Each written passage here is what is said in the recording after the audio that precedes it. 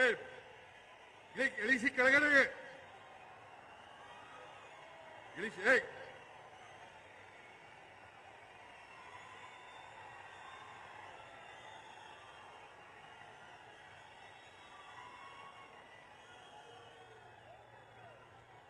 AICC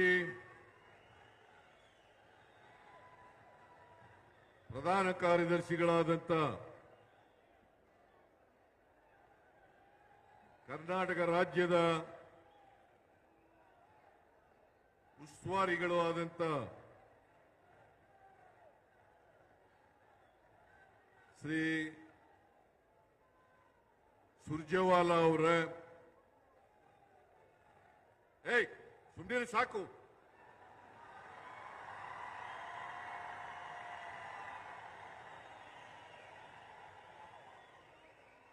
ಪ್ರದೇಶ ಕಾಂಗ್ರೆಸ್ ಸಮಿತಿಯ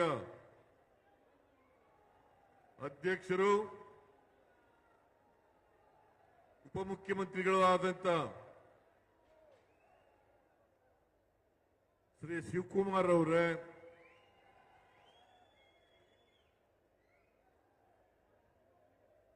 ಹಾಸನ ಜಿಲ್ಲಾ ಉಸ್ತುವಾರಿ ಸಚಿವರಾದಂಥ ರಾಜಣ್ಣ ಅವರೇ,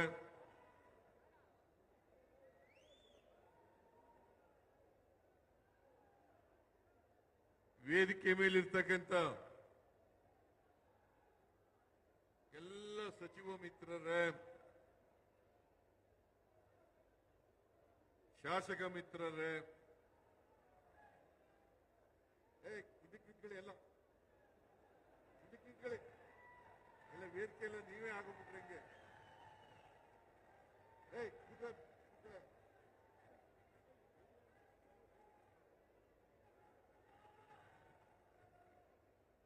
ವೇದಿಕೆ ಮೇಲಿರ್ತಕ್ಕಂಥ ಎಲ್ಲ ಶಾಸಕ ಮಿತ್ರರೇ, ಲೋಕಸಭಾ ರಾಜ್ಯಸಭಾ ಸದಸ್ಯರುಗಳೇ, ಮಾಜಿ ಶಾಸಕರುಗಳೇ, ಹಾಸನ ಜಿಲ್ಲಾ ಕಾಂಗ್ರೆಸ್ ಅಧ್ಯಕ್ಷರೇ, ಇತರ ಜಿಲ್ಲೆಗಳಿಂದ ಬಂದಿರತಕ್ಕಂಥ ಕಾಂಗ್ರೆಸ್ ಅಧ್ಯಕ್ಷರುಗಳೇ, ನಮ್ಮ ಪಕ್ಷದ ಎಲ್ಲ ಮುಖಂಡರುಗಳೇ, ಇಲ್ಲಿ ಇಷ್ಟೊಂದು ಬೃಹತ್ ಸಂಖ್ಯೆಯಲ್ಲಿ ಸೇರಿರ್ತಕ್ಕಂಥ ಕಾರ್ಯಕರ್ತ ಬಂಧುಗಳೇ, ತಾಯಂದಿರೇ, ಯುವಕ ಮಿತ್ರರೇ, ಮಾಧ್ಯಮದ ಗೆಳೆಯರೇ, ನೀವು ಎಷ್ಟೊತ್ತು ಕೂತ್ಕೊಳ್ತೀವಿ ಅಂತೀರಿ ಅಷ್ಟೊತ್ತು ಮಾತಾಡ್ತೀನಿ ನಾನು. ಅರ್ಧ ಗಂಟೆ ಕೂತ್ಕೊಳ್ತೀರಾ, ಮುಕ್ಕಾಲು ಗಂಟೆ ಕೂತ್ಕೊಳ್ತೀರಾ, 1 ಗಂಟೆ ಕೂತ್ಕೊಳ್ತೀರಾ? ಕೂತ್ಕೊಳ್ಳಿ, ಯಾರು ಎದ್ದು ಹೋಗಬಾರದು. ಇದು ಅತ್ಯಂತ ಮಹತ್ವದ ಸಮಾವೇಶ.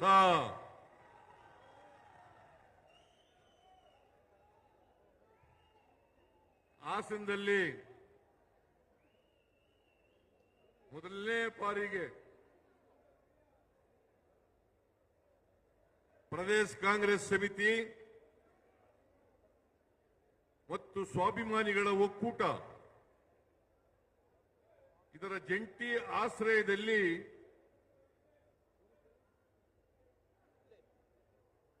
ಜನ ವಿಕಾಸ ಸಮಾವೇಶ ನಡೀತಾ ಇದೆ. ಈ ಸಮಾವೇಶಕ್ಕೆ ಹಾಸನ ಜಿಲ್ಲಾ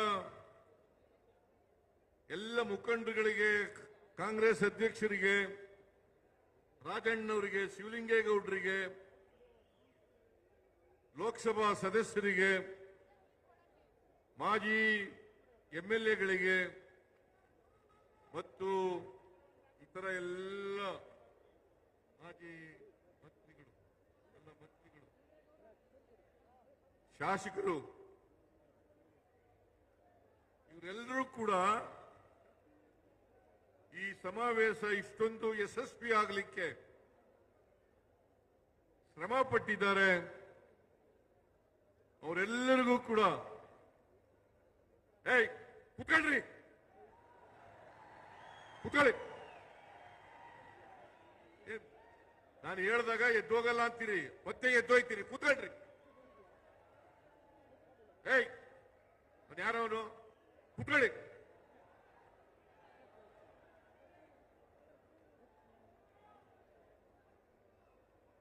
ನಾನು ಈ ಸಮಾವೇಶ ಯಶಸ್ವಿಯಾಗಲಿಕ್ಕೆ ದುಡಿದಿರ್ತಕ್ಕಂಥ ಎಲ್ಲ ಮಂತ್ರಿಗಳಿಗೆ, ಶಾಸಕ ಮಿತ್ರರಿಗೆ, ಪಕ್ಷದ ಮುಖಂಡರುಗಳಿಗೆ, ಲೋಕಸಭಾ ಸದಸ್ಯರಿಗೆ, ಮಾಜಿ ಶಾಸಕರುಗಳಿಗೆ ಎಲ್ಲರಿಗೂ ಕೂಡ ಸರ್ಕಾರದ ಪರವಾಗಿ ಮತ್ತು ಪಕ್ಷದ ಪರವಾಗಿ ಧನ್ಯವಾದಗಳನ್ನು ಹೇಳಲಿಕ್ಕೆ ಬಯಸ್ತಾ ಇದ್ದೇನೆ. ಬಹುಶಃ ನನ್ನ 40 ವರ್ಷಗಳ ರಾಜಕೀಯ ಜೀವನದಲ್ಲಿ ಹಾಸನ ಜಿಲ್ಲೆನಲ್ಲಿ ಇಷ್ಟೊಂದು ದೊಡ್ಡ ಸಮಾವೇಶ ಆಗಿರಲಿಲ್ಲ.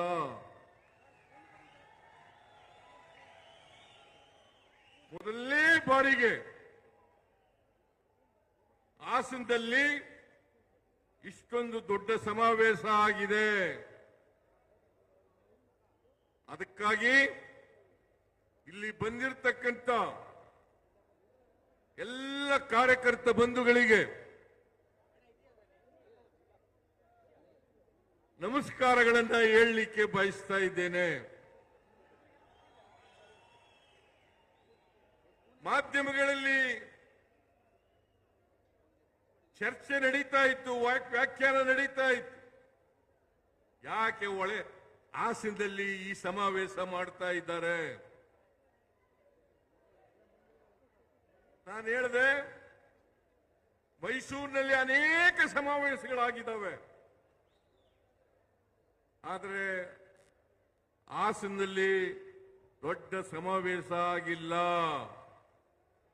ನಾನು ರಾಜಣ್ಣವರಿಗೆ, ಶಿವಲಿಂಗೇಗೌಡರಿಗೆ, ಲೋಕಸಭಾ ಸದಸ್ಯರಿಗೆ ಕೇಳಿದೆ, ಏನಪ್ಪಾ ಹಾಸನದಲ್ಲಿ ಮಾಡೋಣ ಅಂತೇಳಿ.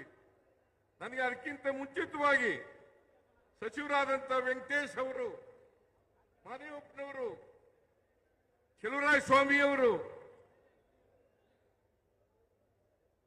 ಅವರೆಲ್ಲರೂ ಕೂಡ ನಾವು ಈ ಸಾರಿ ಹಾಸನದಲ್ಲೇ ಮಾಡಬೇಕು, ಮೈಸೂರಿನಲ್ಲಿ ಮಾಡೋದು ಬೇಡ, ಅನೇಕ ಸಮಾವೇಶಗಳನ್ನು ಮಾಡಿದ್ದೇವೆ, ಅದರಿಂದ ಹಾಸನದಲ್ಲಿ ಮಾಡಲೇಬೇಕು ಅಂತೇಳಿ ಅವರು ಸೂಚಿಸಿದ್ರಿಂದ ಇವತ್ತು ಹಾಸನದಲ್ಲಿ ಇಷ್ಟೊಂದು ದೊಡ್ಡ ಮಟ್ಟದ ಸಮಾವೇಶ ನಡೀತಾ ಇದೆ. ನಾನು ಮಾಧ್ಯಮದವರಿಗೆ ಹೇಳ್ತೀನಿ, ಇನ್ನೊಂದು ಚರ್ಚೆ ನಡೀತದೆ ಮಾಧ್ಯಮದಲ್ಲಿ. ಯಾವ ಕಾರಣಕ್ಕೋಸ್ಕರ ನೀವು ಮಾಡ್ತಾ ಇದ್ದೀರಿ? ನಾನು ಹೇಳಿದೆ, ಇದು ಬರೀ ನಮ್ಮ ಪಕ್ಷದ ಕಾರ್ಯಕರ್ತರು ಮಾಡ್ತಾ ಇರ್ತಕ್ಕಂಥ ಸಮಾವೇಶ ಅಲ್ಲ, ಸ್ವಾಭಿಮಾನಿಗಳ ಒಕ್ಕೂಟ ಮತ್ತು ಪಕ್ಷದ ಕಾರ್ಯಕರ್ತರು, ಪಕ್ಷದಲ್ಲಿ ಇಲ್ಲದೆ ಇರ್ತಕ್ಕಂಥ ನಮ್ಮ ಪಕ್ಷದ ಬಗ್ಗೆ ಸಿಂಪತಿ ಇಟ್ಕೊಂಡಿರ್ತಕ್ಕಂಥ ಅನೇಕ ಜನ ಸದಸ್ಯರು ನನ್ನ ಹತ್ರ ಬಂದು ಹೇಳಿದ್ರು, ನಾವು ಒಂದು ನಿಮಗೆ ಕೃತಜ್ಞತೆ ಸಮಾವೇಶವನ್ನು ಮಾಡಬೇಕು, ಸ್ವಾಭಿಮಾನಿಗಳ ಒಕ್ಕೂಟದಿಂದ ಇದನ್ನು ಮಾಡ್ತೇವೆ ಅಂತ ಬಂದು ಹೇಳಿದ್ರು. ನಾನು ಹೇಳಿದೆ, ನಾನು ಈ ರಾಜ್ಯದ ಮುಖ್ಯಮಂತ್ರಿ, ನಾವು ಹಾಗೆ ಒಕ್ಕೂಟದಿಂದ ಮಾಡಲಿಕ್ಕೆ ಸಾಧ್ಯ ಆಗಲ್ಲ, ಪಕ್ಷನು ಸೇರಿಸ್ಕೊಂಡು ಮಾಡಬೇಕು ಅಂತ ಹೇಳಿದಾಗ ಅವರು ಒಪ್ಕೊಂಡ್ರು. ಹಾಗಾಗಿ ಇದು ಪ್ರದೇಶ ಕಾಂಗ್ರೆಸ್ ಸಮಿತಿ ಮತ್ತು ಸ್ವಾಭಿಮಾನಿಗಳ ಒಕ್ಕೂಟದ ವತಿಯಿಂದ ನಡೀತಾ ಇರ್ತಕ್ಕಂಥ ಸಮಾವೇಶ.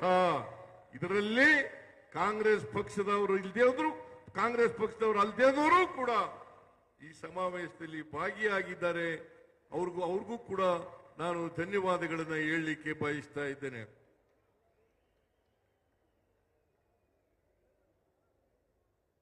ರಾಜ್ಕುಮಾರ್ ಅವರು ಒಂದು ಮಾತು ಹೇಳ್ತಾ ಇದ್ರು.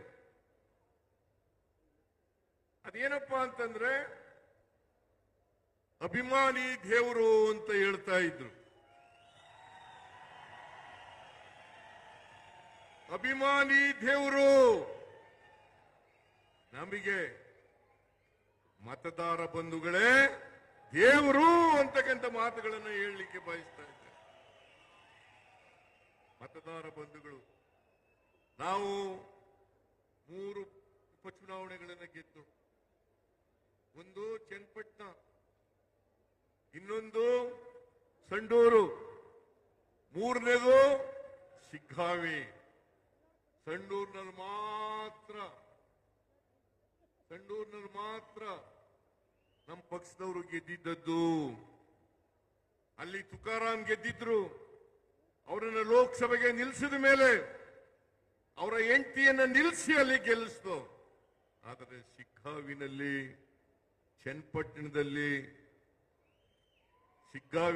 ಚನ್ನಪಟ್ಟಣದಲ್ಲಿ ನಾವು ಗೆದ್ದಿರಲಿಲ್ಲ.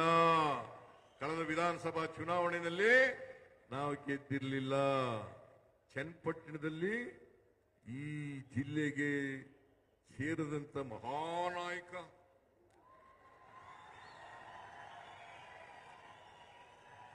ಅವರ ಮೊಮ್ಮಗ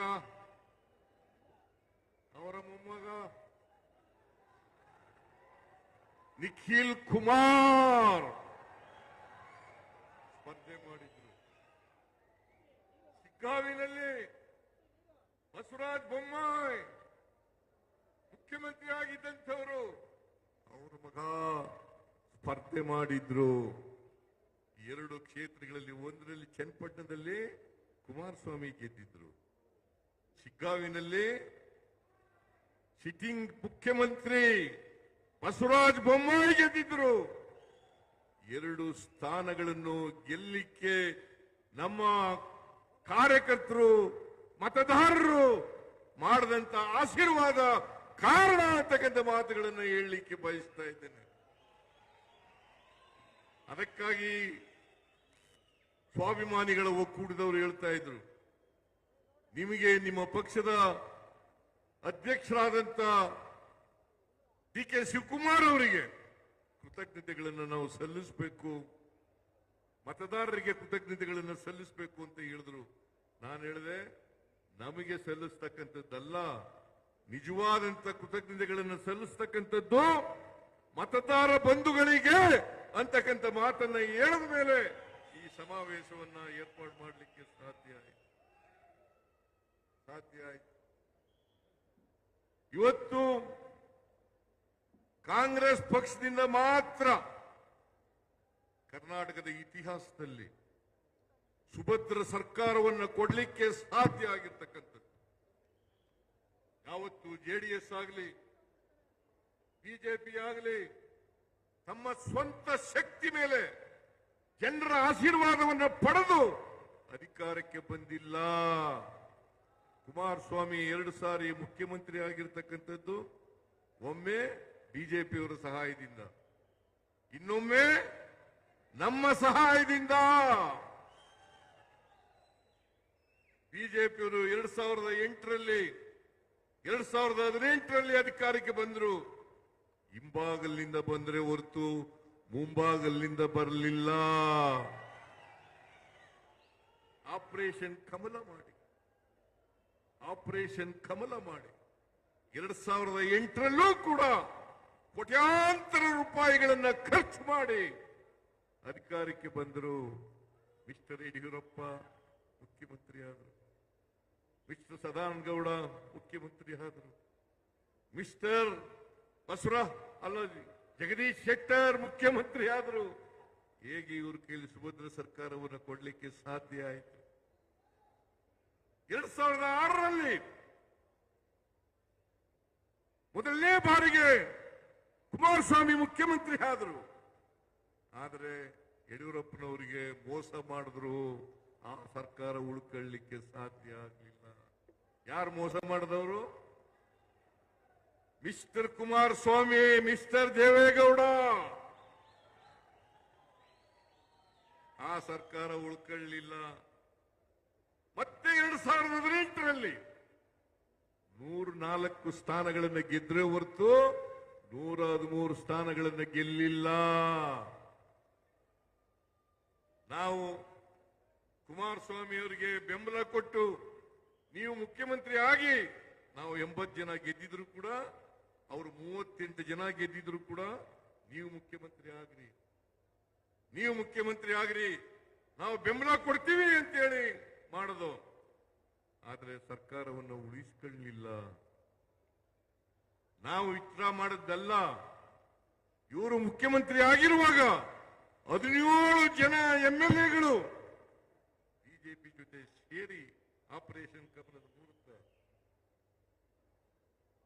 ಯಡಿಯೂರಪ್ಪ ಮುಖ್ಯಮಂತ್ರಿ ಆದರು. ಆಮೇಲೆ ಬಸವರಾಜ ಬೊಮ್ಮಾಯಿ ಮುಖ್ಯಮಂತ್ರಿ ಆದರು. ಇವರು ಯಾವತ್ತಾರು ಕೂಡ JDS ಆಗಲಿ ಬಿಜೆಪಿ ಆಗಲಿ ಸುಭದ್ರ ಸರ್ಕಾರ ಕೊಟ್ಟಿದ್ದಾರ?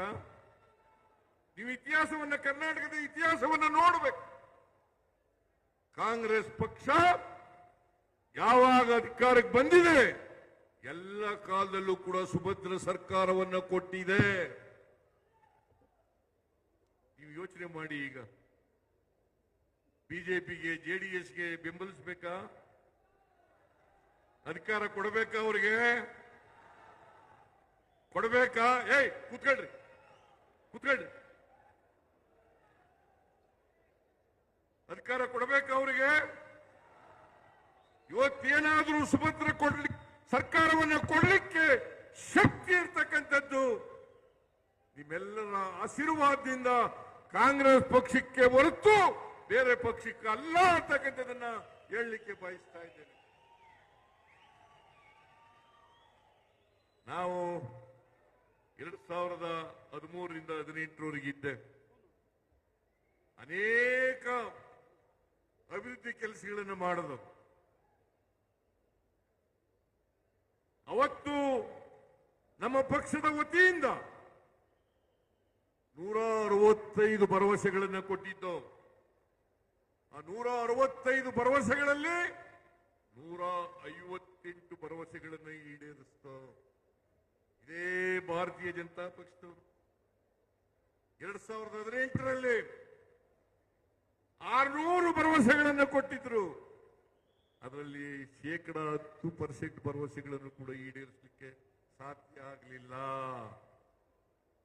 ಕೊಟ್ಟ ಮಾತಿನಂತೆ ನಡ್ಕೊಂಡವರು ಕಾಂಗ್ರೆಸ್ನವರು, ಸುಭದ್ರ ಸರ್ಕಾರವನ್ನು ಕೊಟ್ಟವರು ಕಾಂಗ್ರೆಸ್ನವರು. ಇದನ್ನ ನೀವು ಅರ್ಥ ಮಾಡ್ಕೋಬೇಕಾಗ್ತದೆ. ಅನ್ನಭಾಗ್ಯ, ಕ್ಷೀರಭಾಗ್ಯ, ಕೃಷಿ ಭಾಗ್ಯ, ಇವತ್ತು ಬಹಳ ಮಾತಾಡ್ತಾರೆ. BPL ಕಾರ್ಡ್ ಬಗ್ಗೆ ಬಹಳ ಮಾತಾಡ್ತಾರೆ. ಭಾರತೀಯ ಜನತಾ ಪಕ್ಷದವರು, JDSನವರು BPL ಕಾರ್ಡ್ ಬಗ್ಗೆ ಬಹಳ ಮಾತಾಡ್ತಾರೆ. ರಾಜ್ಯ ಸರ್ಕಾರ BPL ಕಾರ್ಡ್ ಕೊಟ್ಟಿದ್ದು ವಾಪಸ್ ಕಿತ್ಕೊಂಡ್ಬಿಡ್ತದೆ, ಬಡವರಿಗೆ ಅನ್ನ ಕೊಡ್ತಾ ಇಲ್ಲ ಅಂತಕ್ಕಂಥ ಮಾತನ್ನು ಹೇಳ್ತೇನೆ. ನಾನು ಭಾರತೀಯ ಜನತಾ ಪಕ್ಷದವರಿಗೆ, JDSನವರಿಗೆ ಒಂದು ಪ್ರಶ್ನೆಯನ್ನು ಕೇಳ್ತೀನಿ. 5 kg ಅಕ್ಕಿಯನ್ನು ಫ್ರೀಯಾಗಿ ಕೊಟ್ಟವರು ಯಾರು? ಫುಡ್ ಸೆಕ್ಯೂರಿಟಿ ಆಕ್ಟ್ ಅನ್ನ ಜಾರಿಗೆ ತಂದವರು ಯಾರು? ಬಿಜೆಪಿಯವರ, JDSನವರ? ಕೂತ್ಕೊಳ್ಳಿ, ಅದು ಎದ್ದೋಗಿ.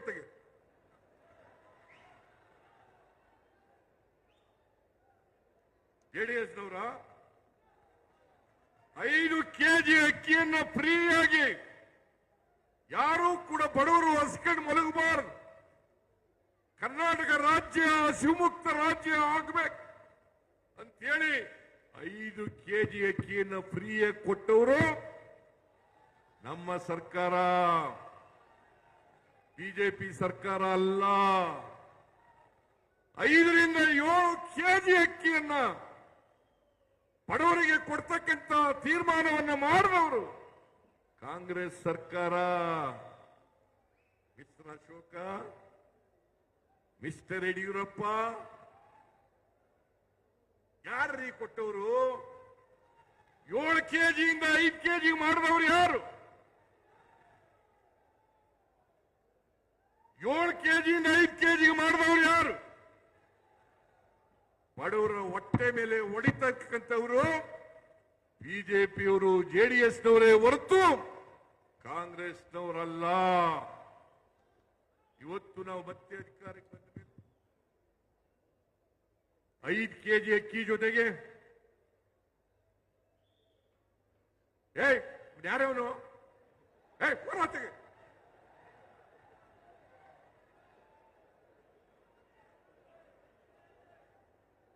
5 ಕೆಜಿ ಅಕ್ಕಿ ಜೊತೆಗೆ ಇನ್ನೂ 5 ಕೆಜಿಯನ್ನ ಕೊಡ್ತಕ್ಕಂಥ ತೀರ್ಮಾನ ಮಾಡಿದವರು ಯಾರು? ನಿಮಗೆ ನಾಚಿಕೆ ಆಗಲ್ಲ? ಬಿಜೆಪಿಯವರಿಗೆ, ನರೇಂದ್ರ ಮೋದಿ ಅವರ ಸರ್ಕಾರ ಇವತ್ತು ಕೆ ಎಚ್ ಮುನಿಯಪ್ಪನವರು ಇಲ್ಲೇ ಕೂತಿದ್ದಾರೆ.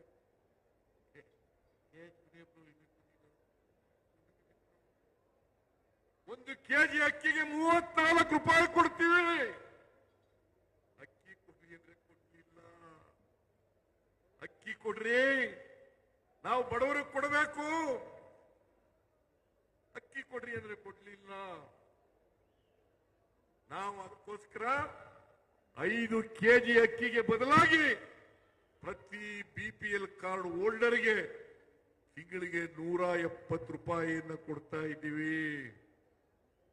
ಬಿಜೆಪಿಯವರಿಗೆ ನಾನು ಪ್ರಶ್ನೆ ಕೇಳ್ತೀನಿ, ನೀವು ನಿಮ್ಮ ಪಕ್ಷ ಅಧಿಕಾರದಲ್ಲಿರ್ತಕ್ಕಂಥ ಯಾವ ರಾಜ್ಯದಲ್ಲೂ ಕೂಡ 10 ಕೆಜಿ ಅಕ್ಕಿಯನ್ನು ಕೊಡ್ತಾ ಇದ್ದೀವಿ ಬಡವರಿಗೆ ಅಂತಕ್ಕಂಥದ್ದನ್ನು ತೋರಿಸಿದ್ರೆ ನಾನು ರಾಜಕೀಯದಿಂದ ನಿವೃತ್ತಿ ಆಗ್ತೀನಿ.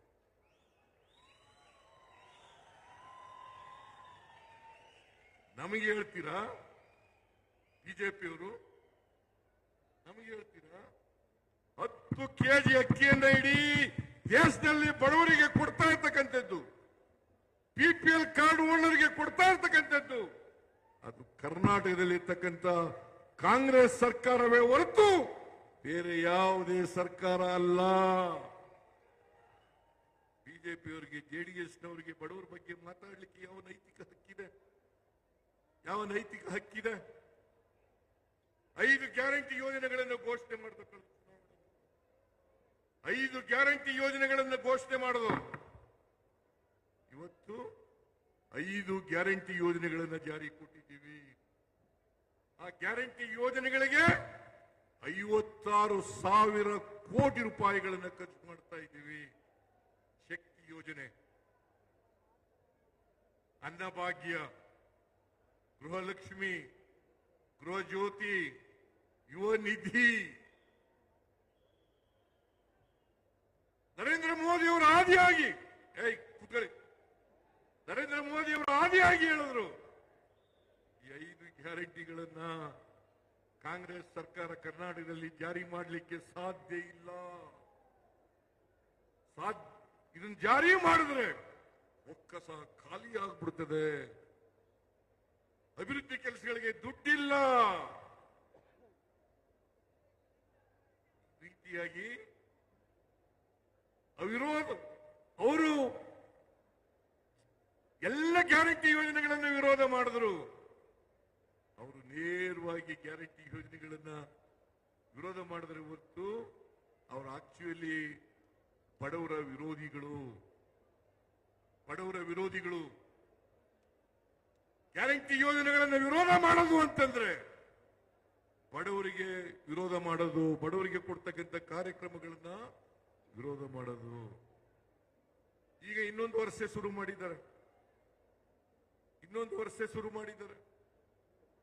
ನಮಗೆ ಸರಿಯಾಗಿ ದುಡ್ಡು ಕೊಡ್ತಾ ಇಲ್ಲ, ನಮ್ಮ ತೆರಿಗೆ ಹಂಚಿಕೆಯಲ್ಲಿ ಸರಿಯಾಗಿ ನ್ಯಾಯಯುತವಾಗಿ ನಮಗೆ ಸೇರಬೇಕಾದಂತ ಪಾಲನ್ನ ಕೊಡ್ತಾ ಇಲ್ಲ. ಸೆಂಟ್ರಲಿ ಸ್ಪಾನ್ಸರ್ ಸ್ಕೀಮ್ ನಲ್ಲಿ ಕಡಿಮೆ ಮಾಡಿದ್ದಾರೆ.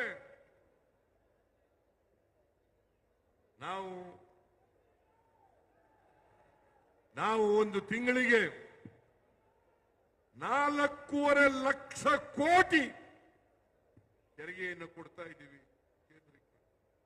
4.5 ಲಕ್ಷ ಕೋಟಿ. ನಮಗೆ ಬರ್ತಕ್ಕಂಥದ್ದು ಸುಮಾರು 60,000 ಕೋಟಿ. 1 ರೂಪಾಯಿ ತೆರಿಗೆ ಕೊಟ್ರೆ ನಮಗೆ ವಾಪಸ್ ಬರ್ತಕ್ಕಂಥದ್ದು 13-14 ಪೈಸೆ ಮಾತ್ರ. ನಾನು ಕೇಳ್ತೀನಿ, ಮಣ್ಣಿನ ಮಕ್ಕಳಿಗೆ, ರೈತರ ಮಕ್ಕಳಿಗೆ, ರೈತರ ಪ್ರತಿನಿಧಿಗಳಿಗೆ ಇಷ್ಟೊಂದು ಅನ್ಯಾಯ ಆಗ್ತಾ ಇದೆಯಲ್ಲ, ಅನ್ಯಾಯ ಆಗ್ತಾ ಇದೆಯಲ್ಲ ಮಿಸ್ಟರ್ ದೇವೇಗೌಡ್ರೆ. ಯಾವತ್ತಾರು ಕೇಳಿದ್ದೀರೇನ್ರಿ? ಯಾವತ್ತಾರು ಕೇಳಿದ್ದೀರೇನ್ರಿ? ಕುಮಾರಸ್ವಾಮಿ ಮಂತ್ರಿಯಾಗಿದ್ದೀಯಲ್ಲಪ್ಪ, ಯಾವತ್ತಾರು ಕೇಳಿದ್ದೀಯ? ಕೇಳಿಲ್ಲ. ಮೇಕೆದಾಟು ಯೋಜನೆಗೆ ಏನ್ ಚನ್ನಪಟ್ಟಣದಲ್ಲಿ ಹೇಳುದು ಅನುಮತಿ ಕೊಡಿಸ್ಬಿಡ್ತೀನಿ ನಾನು ಅಂತ. ಕೊಡಿಸಿ, ಕೊಡಿಸಿ. ನಮಗೆ ಬೇಕಾದ ಬೆಂಗಳೂರು ನಗರಕ್ಕೆ ನೀರು ಬೇಕು, ಬೆಂಗಳೂರು ಜನರಿಗೆ ನೀರು ಬೇಕು, ಬ್ಯಾಲೆನ್ಸಿಂಗ್ ರಿಸರ್ವಾಯರ್ ಕಟ್ಟಬೇಕು. ಕೊಡ್ಲಿಲ್ಲ. ಆಮೇಲೆ ಮಹದಾಯಿ ಯೋಜನೆಗೆ ಎನ್ವೈರನ್ಮೆಂಟಲ್ ಕ್ಲಿಯರೆನ್ಸ್ ಬೇಕು, ಇವತ್ತವರು ಕೊಡಿಸ್ಲಿಲ್ಲ. ದೇವೇಗೌಡರು ಯಾವಾಗಲೂ ಹೇಳ್ತಾ ಇದ್ರು, ನಮ್ದು ಜಾತ್ಯತೀತ ಪಕ್ಷ. ಕಳೆದ ಚುನಾವಣೆಯಲ್ಲಿ ನೀವು ಭಾಷಣ ಕೇಳಬೇಕು. ಚುನಾವಣೆಯಲ್ಲಿ ಅವ್ರ ಭಾಷಣ ಕೇಳಿ ಏನಂತ ಹೇಳಿದ್ರು? ಮತ್ತೆ ಬಿಜೆಪಿ ಅಧಿಕಾರಕ್ಕೆ ಬರಲ್ಲ. 2019ರಲ್ಲಿ ಹೇಳಿದ್ರು, ಮತ್ತೆ ಅಧಿಕಾರಕ್ಕೆ ಬರಲ್ಲ. ಬಂದ್ರೆ ನರೇಂದ್ರ ಮೋದಿ ಅವರು ಪ್ರಧಾನಮಂತ್ರಿ ಆದ್ರೆ ಈ ದೇಶ ಬಿಟ್ಬಿಡ್ತೀನಿ ನಾನು. ಮಿಸ್ಟರ್ ದೇವೇಗೌಡ್ರೆ, ದೇಶ ಬಿಡಬೇಡಿ, ಇಲ್ಲೇ ಇರಿ. ದೇಶ ಬಿಡಬೇಡಿ, ಇಲ್ಲೇ ಇಡಿ. ದೇಶ ಬಿಡಕ್ ಹೋಗ್ಬೇಡಿ. ಏನ್ ನನಗಿಂತ ಒಂದು 15 ವರ್ಷ ದೊಡ್ಡವರು ಪಾಪ ದೇವೇಗೌಡರು, ನನಗಿಂತ 15 ವರ್ಷ ದೊಡ್ಡವರು. ಅವ್ರ ವಯಸ್ಸಿಗೆ ತಕ್ಕಾಗಿ ಮಾತಾಡ್ಬೇಕಲ್ಲ. ಚನ್ನಪಟ್ಟಣದಲ್ಲಿ ಏನ್ ಮಾತಾಡಿದ್ರು? ಸಿದ್ದರಾಮಯ್ಯನ ಗರ್ವಭಂಗ ಮಾಡ್ತೇನೆ.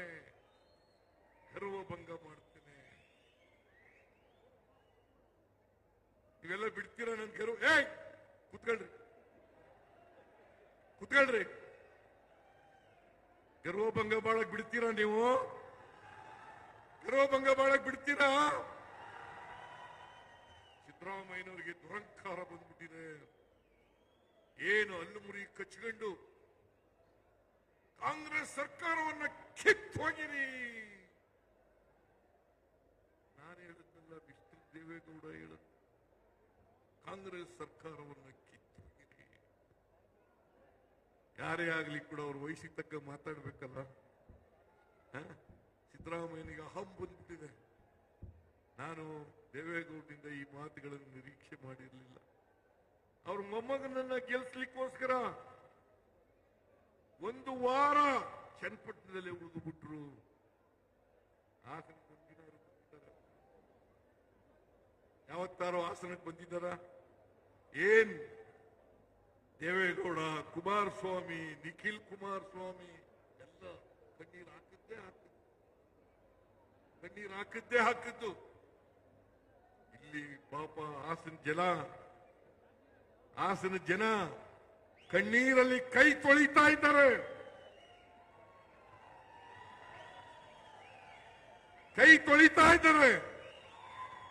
ಎಲ್ಲ ಮಹಿಳೆಯರು ಇವತ್ತು ಆತಂಕದಲ್ಲಿದ್ದಾರೆ. ಇಲ್ಲಿ ಬಂದು ಒಂದಿನ ಕಣ್ಣೀರು ಹಾಕ್ಬೇಕಾಗಿತ್ತಲ್ಲ ಮಿಸ್ಟರ್ ದೇವೇಗೌಡರೇ? ಇಲ್ಲಿ ಬಂದು ಒಂದಿನ ಹಾಕ್ಬೇಕಾಗಿತ್ತಲ್ಲ? ಏನ್ ಕರ್ನಾಟಕಕ್ಕೆ ಅನ್ಯಾಯ ಆಗ್ಲಿಕ್ಕೆ ಬಿಡಲ್ಲ. ಇವತ್ತು ನಬಾರ್ಡ್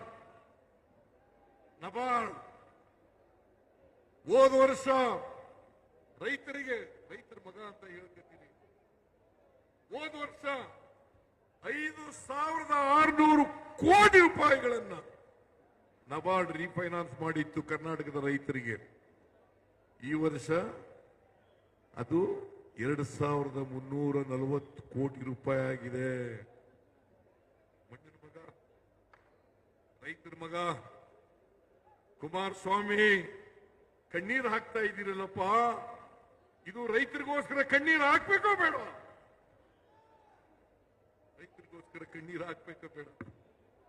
ಒಂದು ದಿನ ಕಣ್ಣೀರು ಹಾಕ್ಲಿಲ್ಲ, ಒಂದಿನ ಕೇಳಲಿಲ್ಲ, ಪಾರ್ಲಿಮೆಂಟ್ ನಲ್ಲಿ ಮಾತಾಡಲಿಲ್ಲ.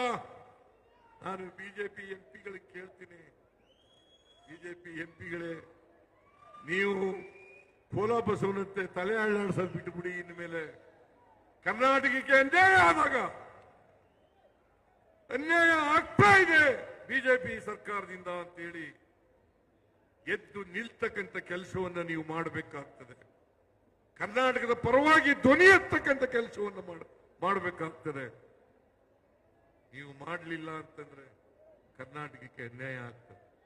ಇವತ್ತು 58% ಕಳೆದ ವರ್ಷಕ್ಕೆ ಹೋಲಿಕೆ ಮಾಡಿದ್ರೆ ಈ ವರ್ಷ ನಬಾರ್ಡ್ನಿಂದ ನಾವು ಬರ್ತಕ್ಕಂಥ ಹಣ 58% ಕಡಿಮೆ ಆಯ್ತು.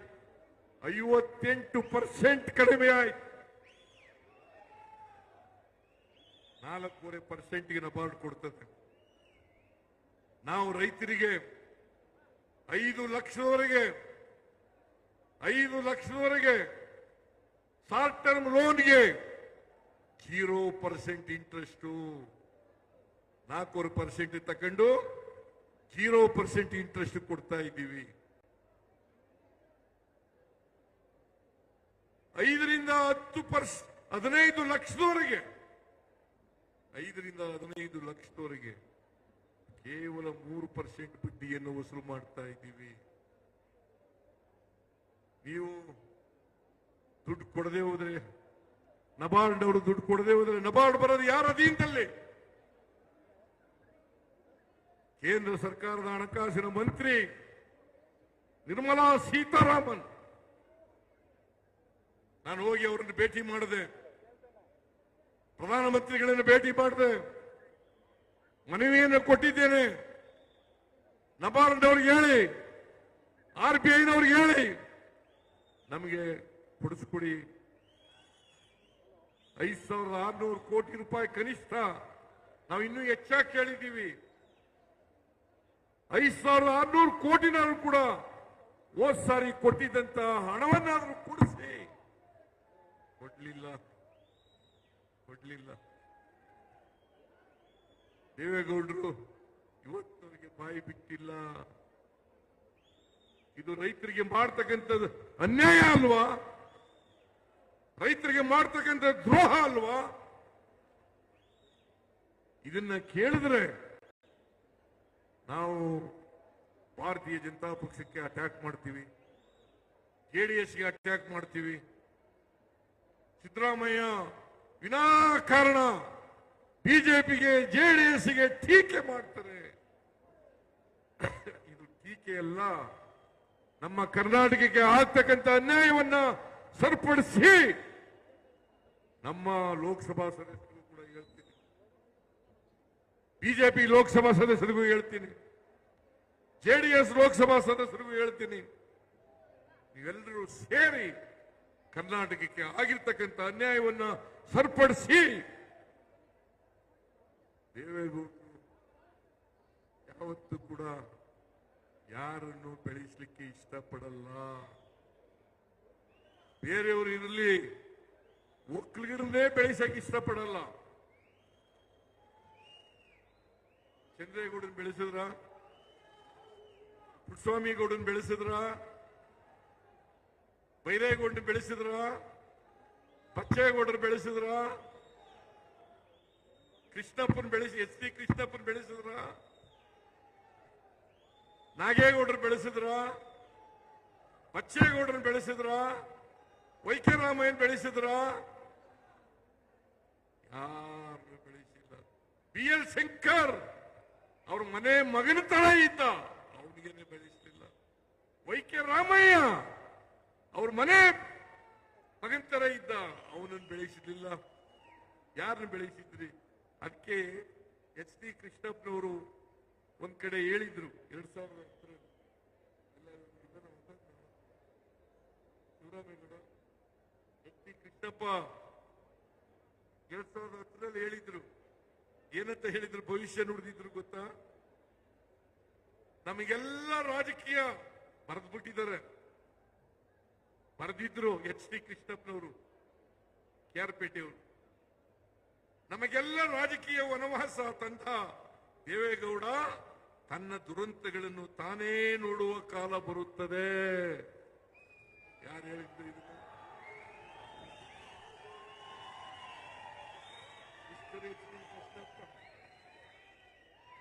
ಮಿಸ್ಟರ್ ಎಚ್ ಡಿ ಕೃಷ್ಣಪ್ಪ ಈಗ ಅವರು ಕಾಲವಾಗಿದ್ದಾರೆ. Senior leader, Vokkaliga leader. ನಾನು ಹೇಳಿದ್ರೆ ಸಿದ್ದರಾಮಯ್ಯ ಒಕ್ಕಲಿಗರ ವಿರುದ್ಧ ಮಾತಾಡ್ಬಿಟ್ಟ ಅಂತೇಳಿ ಎತ್ತು ಕಟ್ಟಿದ್ದಾರೆ. ಆದ್ರೆ ಎಚ್ ಡಿ ಕೃಷ್ಣಪ್ಪ ಹೇಳಿರೋದು ಇದು. ಅವರು ಪಕ್ಕಾ ಒಕ್ಕಲಿಗ. ಅವ್ರು ಹೇಳಿರೋದು, ದೇವೇಗೌಡ್ರೆ ನೀವು ಯಾರನ್ನು ಬೆಳೆಸಿದ್ದೀರಿ ಹೇಳಿಯಪ್ಪ, ಯಾರನ್ನು ಬೆಳೆಸಿದ್ದೀರಿ ಹೇಳಿ. ಅದಕ್ಕೆ ನಾನು ಹೇಳಿದೆ, ಚನ್ನಪಟ್ಟಣದಲ್ಲಿ ಹೇಳಿದೆ, ದೇವೇಗೌಡ ಯಾವಾಗಲೂ ಹೇಳ್ತಾರೆ ಸಿದ್ದರಾಮಯ್ಯನನ್ನ ನಾನು ಹಣಕಾಸಿನ ಮಂತ್ರಿ ಮಾಡಿದೆ, ಹಾಗಾಗಿ ಅವರು ಬೆಳಕಂಡ್ರು. ನಾನು ಕೇಳ್ತೀನಿ ಮಿಸ್ಟರ್ ದೇವೇಗೌಡ್ರೆ, ನಾನು ಜಾಲಪ್ಪನವರು ಇಲ್ಲೇ ಹೋಗಿದ್ರೆ 1994ರಲ್ಲಿ ನೀವು ಮುಖ್ಯಮಂತ್ರಿ ಆಗ್ಲಿಕ್ಕೆ ಸಾಧ್ಯನೇ ಇರ್ತಿರ್ಲಿಲ್ಲ ಅಂತಕ್ಕಂಥ ಮಾತುಗಳನ್ನು ಹೇಳ್ಬೇಕಾಗ್ತದೆ. ಸತ್ಯ ಯಾವತ್ತಾರು ಹೇಳ್ಬೇಕಲ್ಲ. ನಾನು ಜಾಲಪ್ಪನವರು ಇಲ್ಲದೆ ಹೋಗಿದ್ರೆ 1994ರಲ್ಲಿ ಮುಖ್ಯಮಂತ್ರಿ ಆಗ್ಲಿಕ್ಕೆ ಸಾಧ್ಯ ಆಗ್ತಾ ಇಲ್ಲ. ನಾನು ಜಾಲಪ್ಪನವರು ಇವ್ರ ಜೊತೆ ನಿಂತದ್ರಿಂದ ರಾಮಕೃಷ್ಣ ಹೆಗ್ಡೆಯವರು ಮುಖ್ಯಮಂತ್ರಿ ಆಗ್ಬಿಡ್ತಿದ್ರು ಇಲ್ಲದೆ ಹೋಗಿದ್ರೆ. ರಾಮಕೃಷ್ಣ ಹೆಗ್ಡೆಯವರನ್ನು ತಪ್ಪಿಸಿ ಇವರನ್ನು ಮುಖ್ಯಮಂತ್ರಿ ಮಾಡಿದ್ರು. ಸಿದ್ದರಾಮಯ್ಯನ ಬೆಳೆಸಿದೆ, ಹಣಕಾಸಿನ ಮಂತ್ರಿ ಮಾಡಿದೆ.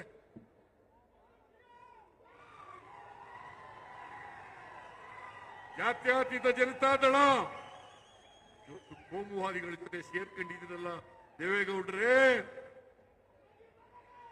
ಜಾತ್ಯತೀತ ಜನತಾದಳ ಅಂತ ನಾನು, ದೇವೇಗೌಡರು, ಲಕ್ಷ್ಮೀ ಸಾಗರ್, ಎಕೆ ಸುಬ್ಬಯ್ಯ, ವೆಂಕಟೇಶ್, ಮಹದೇವಪ್ಪ, ಸತೀಶ್ ಜಾರಕಿಹೊಳಿ, ಸತೀಶ್ ಜಾರಕಿಹೊಳಿ ಓದ್ನ, ಸತೀಶ್ ಜಾರಕಿಹೊಳಿ, ಬಿ ಆರ್ ಪಾಟೀಲ್, ನಾವೆಲ್ಲ ಸೇರಿ ಜಾತ್ಯತೀತ ಜನತಾದಳವನ್ನು ಕಟ್ಟಿದು ನನ್ನನ್ನೇ ಎಕ್ಸ್ಪೆಲ್ ಮಾಡಿಬಿಟ್ರು ಪಾರ್ಟಿಯಿಂದ. ಅಹಿಂದ ಸಮಾವೇಶ ಮಾಡದೆ ಅನ್ನೋ ಒಂದೇ ಒಂದು ಕಾರಣಕ್ಕೆ ಹುಬ್ಬಳ್ಳಿನಲ್ಲಿ ನನ್ನನ್ನು ಪಕ್ಷದಿಂದ ಎಕ್ಸ್ಪೆಲ್ ಮಾಡಿಬಿಟ್ರು.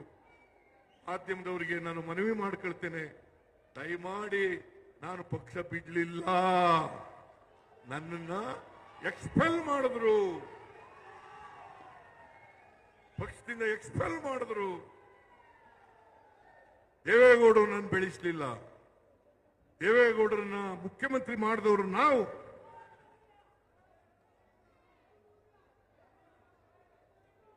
ಅದರಿಂದ ಇವತ್ತು 4-5 ಯೋಜನೆಗಳನ್ನ ಹೇಗಾದರೂ ಮಾಡಿ ಭಾರತೀಯ ಜನತಾ ಪಕ್ಷ ಮತ್ತು ಜಾತ್ಯತೀತ ಜನತಾದಳ ಇವುಗಳನ್ನ ನಿಲ್ಲಿಸಬೇಕು. ಯಾಕಂದ್ರೆ ನಾವು ಯಶಸ್ವಿಯಾಗಿ ಜಾರಿ ಮಾಡಿಬಿಟ್ಟಿದ್ದೀವಿ. ಅವ್ರು ಯಾರು ಕೂಡ ಬಿಜೆಪಿಯವರಾಗಲಿ ಜನತಾದಳ ಎಸ್ಸಾಗಲಿ ಗ್ಯಾರಂಟಿ ಯೋಜನೆಗಳು ವಿರೋಧ ಇಲ್ಲ. ಯಾಕಂದ್ರೆ ಅವರೇ ಬೇರೆ ರಾಜ್ಯಗಳಲ್ಲಿ ಮಾಡ್ತಾ ಇದ್ದಾರೆ, ಇಲ್ಲಿ ನಮಗೆ ಹೇಳ್ತಾ ಇದ್ದಾರೆ ಹಣಕ್ಕೆ ತೊಂದರೆ ಆಗ್ಬಿಟ್ಟದೆ, ಅಭಿವೃದ್ಧಿ ಕೆಲಸಗಳಿಗೆ ತೊಂದರೆ ಆಗ್ಬಿಟ್ಟಿದೆ. ನಾನು ಹೇಳ್ತೀನಿ, ಈ ರಾಜ್ಯದ ಆಯವ್ಯಯ 3,71,000 ಕೋಟಿ, 3,71,000 ಕೋಟಿ. ಅದರಲ್ಲಿ 1,20,000 ಕೋಟಿ ರೂಪಾಯಿಗಳನ್ನ ಅಭಿವೃದ್ಧಿಗೋಸ್ಕರ ಇಟ್ಟಿದ್ದೇವೆ. 56,000 ಕೋಟಿ ಗ್ಯಾರಂಟಿ ಯೋಜನೆಗಳಿಗೆ ಖರ್ಚು ಮಾಡ್ತೀವಿ. ಇನ್ನು 64,000 ಕೋಟಿ ಅಭಿವೃದ್ಧಿ ಕೆಲಸಗಳಿಗೆ ಖರ್ಚು ಮಾಡ್ತೀವಿ.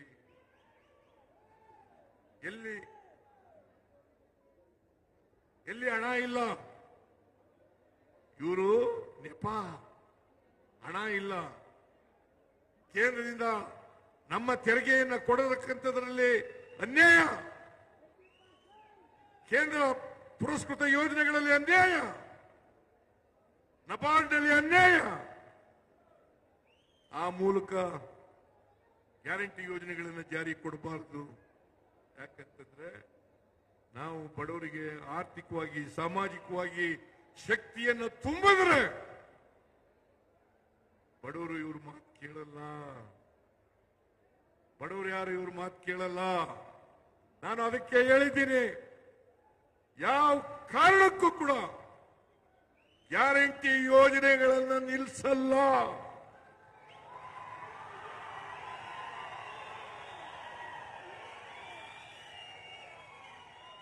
ನಾವು ಅಧಿಕಾರದಲ್ಲಿ ಇರೋವರೆಗೆ 2028 ಮೇವರೆಗೆ ಗ್ಯಾರಂಟಿ ಯೋಜನೆಗಳು ಇರ್ತವೆ. ಮತ್ತೆ ನಾವೇ ಅಧಿಕಾರಕ್ಕೆ ಬರ್ತೇವೆ. ಗ್ಯಾರಂಟಿ ಯೋಜನೆಗಳನ್ನು ಮುಂದುವರಿಸ್ತೇವೆ. ಈಗ ಹಾಸನ ಜಿಲ್ಲೆಯಲ್ಲಿ ಶಿವಲಿಂಗೇಗೌಡ ಒಬ್ಬನೇ ಗೆದ್ದಿರೋದು. ಈ ಸಾರಿ ಕಳೆದ ಲೋಕಸಭಾ ಚುನಾವಣೆಯಲ್ಲಿ ನಾವು ಗೆದ್ದಿದ್ದೇವೆ. ನನಗನ್ಸುತ್ತೆ ಹಾಸನ ಜಿಲ್ಲೆಯಲ್ಲಿ 7 ವಿಧಾನಸಭಾ ಕ್ಷೇತ್ರಗಳಿದ್ದಾವೆ. 7 ವಿಧಾನಸಭಾ ಕ್ಷೇತ್ರಗಳಲ್ಲಿಯೂ ಕೂಡ ಮುಂದಿನ ವಿಧಾನಸಭಾ ಚುನಾವಣೆಯಲ್ಲಿ ಗೆದ್ದೇ ಗೆಲ್ತೀವಿ ಅಂತಕ್ಕಂಥ ಮಾತುಗಳನ್ನು ಹೇಳಲಿಕ್ಕೆ ಬಯಸ್ತಾ ಇದ್ದೇನೆ. ನಿಮ್ ಕಾಲ ಮುಗಿತು ದೇವೇಗೌಡರೇ, ನಿಮ್ ಕಾಲ ಮುಗಿತು. ನಾನು ಕೊನೆ ಉಸಿರಿನವರೆಗೂ ರಾಜಕೀಯ ಮಾಡ್ತೀವಿ ಅಂತ ಮಾಡಿ, ಪಾಪ ನಂದೇನ್ ತಕರಾರಿಲ್ಲ. ಒಳ್ಳೆ ಆರೋಗ್ಯ ಕೊಡ್ಲಿ ಅವರಿಗೆ, ರಾಜಕೀಯ ಮಾಡಿ ಕೊನೆಯವರಿಗೆ. ಆದರೆ ಈ ದ್ವೇಷದ ರಾಜಕಾರಣವನ್ನು ಮಾಡಬೇಡಿ.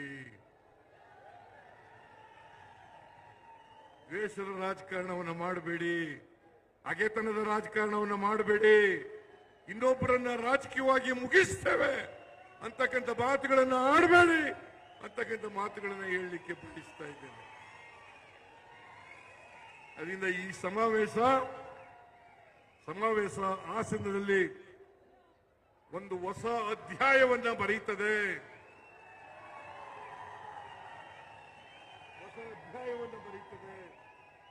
ಮುಂದಿನ ವಿಧಾನಸಭಾ ಚುನಾವಣೆಯಲ್ಲಿ ನಾವು ಎಲ್ಲ ಸ್ಥಾನಗಳನ್ನು ಗೆಲ್ತೀವಿ. ಲೋಕಸಭಾ ಸ್ಥಾನಗಳನ್ನು ಗೆಲ್ಲಿಸ್ತೀವಿ. ಕಾಂಗ್ರೆಸ್ ಪಕ್ಷ ಇಡೀ ದೇಶದಲ್ಲಿ ಬಲಿಷ್ಠವಾಗಿದೆ.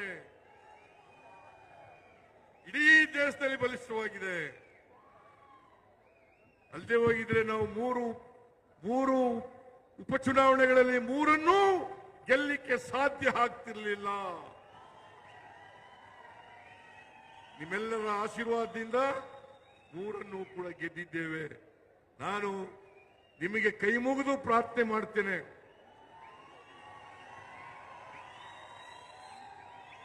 ಕಾಂಗ್ರೆಸ್ ಪಕ್ಷ ಮಾತ್ರ ಬಡವರ ಪರವಾಗಿರ್ತಕ್ಕಂಥದ್ದು, ಹಿಂದುಳಿದವರ ಪರವಾಗಿರ್ತಕ್ಕಂಥದ್ದು, ದಲಿತರ ಪರವಾಗಿರ್ತಕ್ಕಂಥದ್ದು, ಮಹಿಳೆಯರ ಪರವಾಗಿರ್ತಕ್ಕಂಥದ್ದು, ರೈತರ ಪರವಾಗಿರ್ತಕ್ಕಂಥದ್ದು, ಆದಿವಾಸಿಗಳ ಪರವಾಗಿರ್ತಕ್ಕಂಥದ್ದು, ಮತ್ತೆ ಕಾರ್ಮಿಕರ ಪರವಾಗಿರ್ತಕ್ಕಂಥದ್ದು, ಸಾಮಾಜಿಕ ನ್ಯಾಯದಲ್ಲಿ ನಂಬಿಕೆ ಇಟ್ಕೊಂಡಿರ್ತಕ್ಕಂಥ ಪಕ್ಷ ಕಾಂಗ್ರೆಸ್ ಪಕ್ಷ. ಯಾವತ್ತೂ ಕೂಡ ಬಿಜೆಪಿ ಆಗಲಿ ಜೆಡಿಎಸ್ ಆಗಲಿ ಸಾಮಾಜಿಕ ನ್ಯಾಯದಲ್ಲಿ ನಂಬಿಕೆ ಇಲ್ಲ. ಅದರಿಂದ ಬಿಜೆಪಿ ಜೆಡಿಎಸ್ನವರ ಮಾತುಗಳನ್ನ ಕೇಳಕ್ ಹೋಗ್ಬೇಡಿ. ದಾರಿ ತಪ್ಪಿಸ್ತಕ್ಕಂಥ ಕೆಲಸವನ್ನ ಮಾಡ್ತಾರೆ. ನನಗೆ ವಿಶ್ವಾಸ ಇದೆ, ಬಡವರು, ದಲಿತರು, ಹಿಂದುಳಿದವರು, ಅಲ್ಪಸಂಖ್ಯಾತರು, ರೈತರು, ಮಹಿಳೆಯರು ಎಲ್ಲರೂ ಕೂಡ ಬಿಜೆಪಿ ಬಗ್ಗೆ, ಜೆಡಿಎಸ್ ಬಗ್ಗೆ ಅರ್ಥ ಮಾಡ್ಕೊಂಡಿದ್ದಾರೆ. ಬಿಜೆಪಿ ಯಾವತ್ತೂ ಕೂಡ ಬಡವರ ಪರವಾಗಿರ್ತಕ್ಕಂಥ ಪಕ್ಷ ಅಲ್ಲ. ಜೆಡಿಎಸ್ ಬಡವರ ಪರವಾಗಿರ್ತಕ್ಕಂಥ ಪಕ್ಷ ಅಲ್ಲ. ದೇವೇಗೌಡರಿಗೆ ಕೊನೆ ಮಾತು ಹೇಳ್ತೀನಿ, ನೀವು ಕೋಮುವಾದಿಗಳ ಜೊತೆ ಸೇರ್ಕೊಂಡು ಜಾತ್ಯತೀತ ಜನತಾದಳ ಜಾತ್ಯತೀತ ಅಂತ ಇಟ್ಕೊಳ್ಳಿಕ್ಕೆ ಯಾವುದೇ ನೈತಿಕ ಹಕ್ಕಿಲ್ಲ ನಿಮಗೆ ಅಂತಕ್ಕಂಥ ಮಾತುಗಳನ್ನ ಹೇಳಿ ಇವತ್ತು ಇಷ್ಟೊಂದು ದೊಡ್ಡ ಸಂಖ್ಯೆಯಲ್ಲಿ ಬಂದಿರತಕ್ಕಂಥ ಎಲ್ಲ ಜನರಿಗೆ ಕೃತಜ್ಞತೆಗಳನ್ನು ಹೇಳಿ ನನ್ನ ಮಾತನ್ನು ಮುಗಿಸ್ತೇನೆ. ಜೈ ಹಿಂದ್, ಜೈ ಕರ್ನಾಟಕ, ಜೈ ಕಾಂಗ್ರೆಸ್. ಕಾಂಗ್ರೆಸ್ಸಿನ ಅಧ್ಯಕ್ಷರಂತ ಮಂತ್ರಾರ್ಪಣೆ ಮಾಡ್ತಾರೆ ಜಿಲ್ಲಾ ಕಾಂಗ್ರೆಸ್ ಅಧ್ಯಕ್ಷ ಲಕ್ಷ್ಮಣ್ ಅವರು. ಏನು ಹಾಸನ ನಗರದಲ್ಲಿ ಐತಿಹಾಸಿಕವಾದಂತಹ ಇಂಥ ಒಂದು ಸಮಾವೇಶವನ್ನ